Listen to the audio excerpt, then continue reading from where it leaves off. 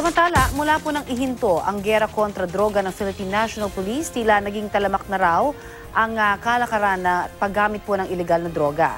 Yan ay kung pagbabasehan naman ang ulat na makailan ng isang international news agency. Balitang hatid ni Athena Imperial.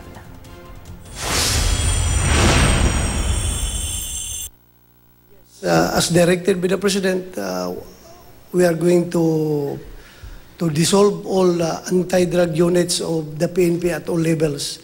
Ilang linggo matapos suspindihin ni Pangulong Duterte ang giyera kontra droga sa pangunguna ng PNP, tila nagbalik na raw ang kalakaran ng droga sa ilang bahagi ng Maynila, base sa ulat ng Reuters.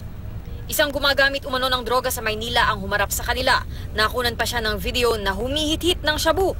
Ayon sa drug user, naging mahirap sa kanila ang makakuha ng illegal na droga mula nang maupo sa pwesto si Pangulong Duterte. Siyempre may takot siya, may patayin yan eh.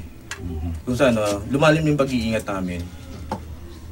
Siyempre, yung dating pwedeng magaslaw na galaw mo ngayon, magiging lalagyan mo ng pag-iingat. Pero sa monitoring ng PNP, laganap na raw ulit ang illegal na droga.